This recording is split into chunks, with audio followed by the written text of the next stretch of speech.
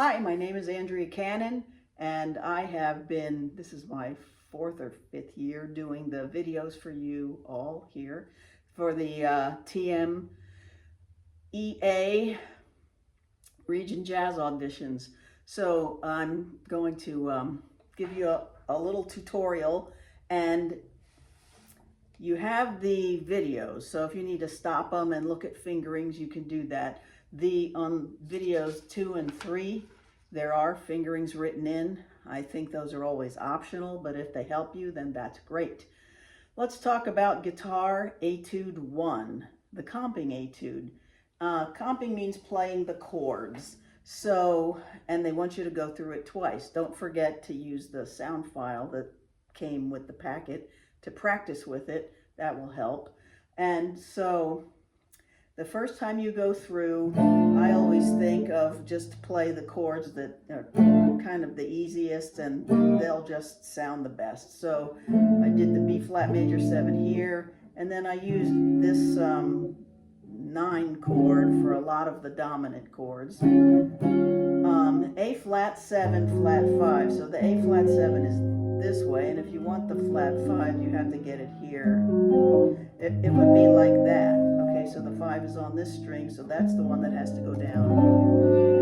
And that's how it would be. Now, if that seems hard for you, just do this. The 3 notes right there. And then G7, you could do the big one, or you could do the little one. Now this one here, that adds the 13 to the chord.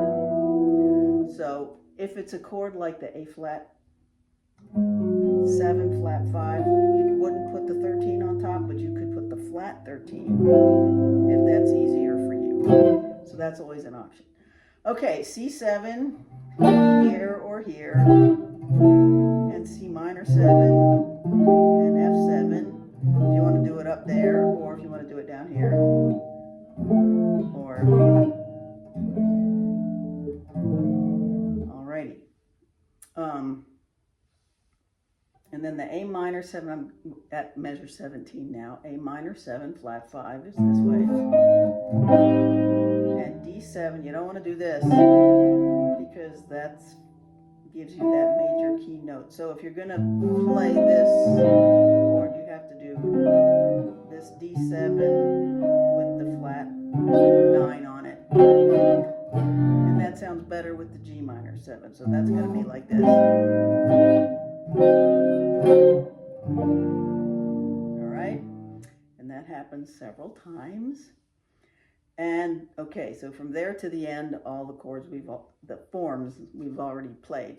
Of course, at the end, there's a turnaround that's in parentheses. You will need to play that because you're going to go back through it again. Now, the second time you play through it, you can do inversions or kind of fancier chords, if those are something that you know. Like, that's another way to do a B flat major 7.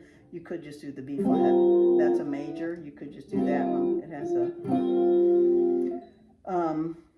other color notes on it. And let's see, what was I gonna say next? Oh yeah, you could do this too. Okay, so that's like, you know, this is the B flat. This would be like the B flat major 7. So you would be taking those and then add a 9 to it. So, and then the C minor. And the thing you have to keep in mind is somebody may be soloing over this. It should be us, but it probably isn't. So make sure you don't play too much.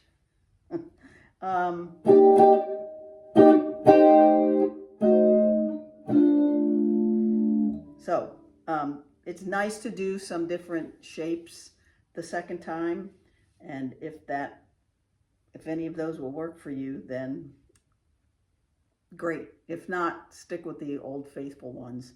Better to be in the right place at the right time with the right chord than to try something crazy and not be right.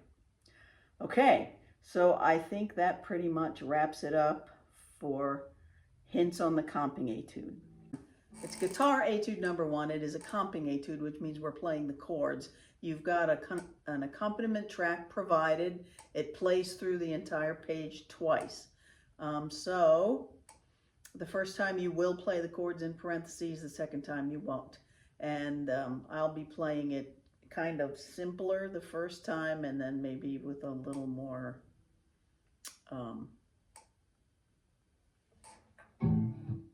flair the second time. All right, let's get it started.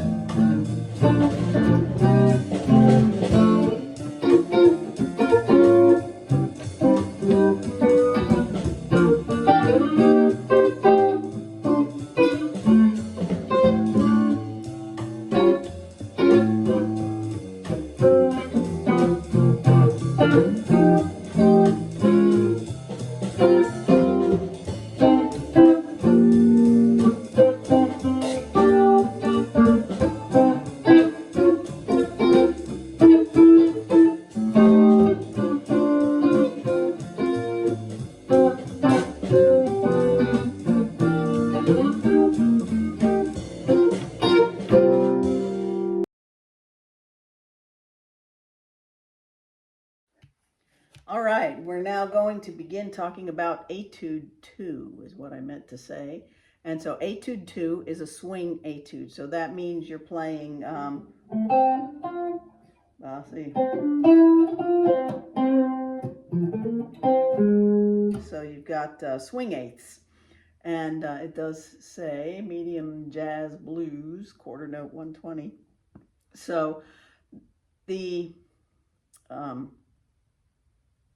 our friend Jacob Wise has written a jazz solo for you, and this one includes some chord solo. And so working your way through the first part of it, he did put a lot of suggestions for fingerings. So try those first and see if they work for you, and if you have other ideas that you think work better, then go ahead and go for it. So when you get to the measures of the chords, solos, you start out with a 9 chord, but you only need the first 4 strings. And then you go to this B flat 13, and then you have a B diminished, and then the F9. Sorry. Okay, C minor 11. This is the C minor. It's the 3-finger C minor like that. Put the 11 on top.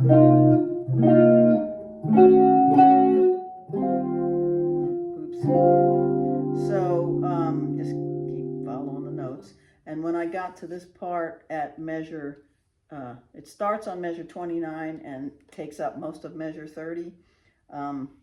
Sometimes when I'm reading these, it's hard to tell if the program that was used was meant to carry over a flat or not. And so what I came up with for this, so I think it sounded okay, so let's hope that it's right.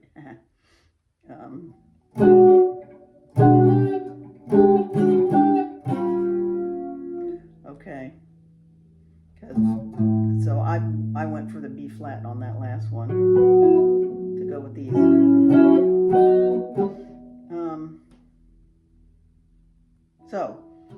So that would make the melody this.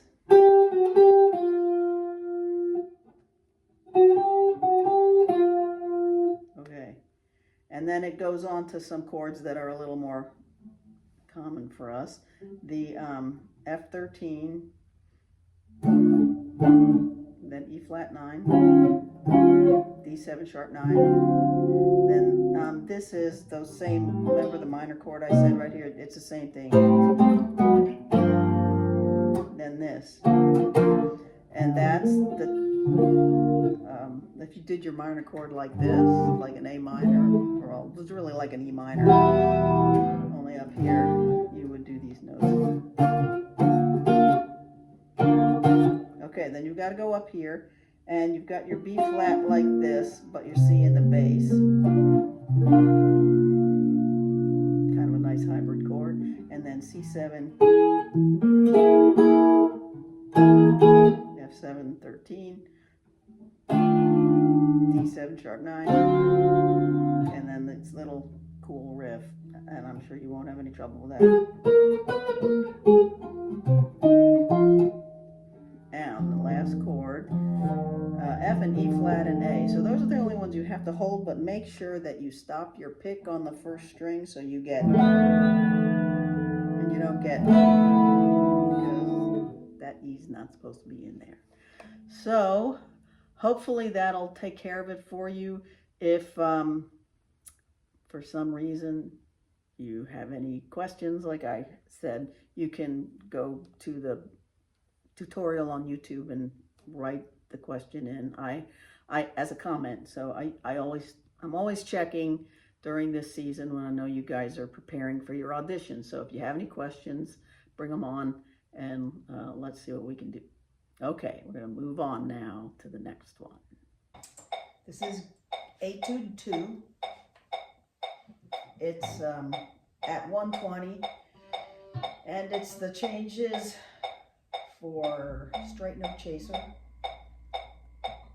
and it's in the key of F, Miles's key. 1, 2, 3.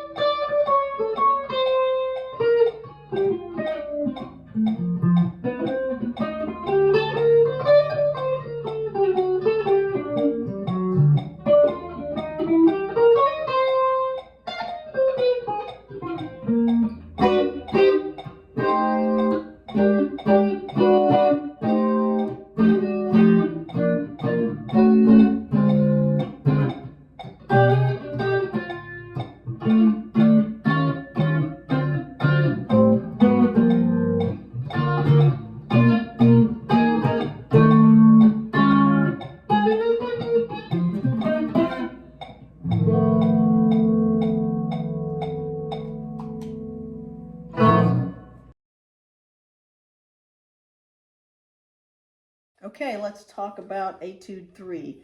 This one is even eighths or straight eighths, so not swing. It's a Latin-ish tune. I was calling it Latin-esque. It doesn't hit me like a full-on bossa nova Latin, but it is definitely Latin feel. I love this tune. The tune is called Record-a-Me, and it's by Joe Henderson. Anyway, so the solo here fits it really nicely, and it takes you through some very pretty riffs and phrases, which if you just work your way through slowly, I think you'll be okay with. And again, he's got suggested fingerings, so try those and see if they work for you. And if they don't, you can definitely use your own. And if you have any questions and feel lost, you can reach out through the comments, and I'll tell you what I can. Okay, let's see. Something really important I wanted to say about this is make sure you get the ending right, because it's got a lot of movement throughout the whole tune, and then all of a sudden at the end it's 1, 1, 2, 3, 1, 2, 1. So you you've got to hold that note in measure 33 for 3 beats tied to 2 beats. So that's 5 beats altogether. And so you got to count. And then you come in on the and of 3 on the second to last measure. So it's and 4 and rest 1, and you just hold it out. Okay, so I'm going to start again. Measure 32 with the C. Oops. 1, 2, 3. And there you do play you don't play all 6 of them. You play all 5 of them. And your fingers are only holding down the F sharp and the C. Okay, so that's really all I have to say about that one. Is go slowly as you learn the phrases that he's given you, and make sure you count at the end. Okay, so good luck with all of these etudes. Practice well, and let me know if you have any questions or problems. Alrighty. This is Guitar Etude 3. This is an even eighths solo over a Latin tune, or Latinesque at least, called Recordame by Joe Henderson. And the metronome marking I'm using is 132.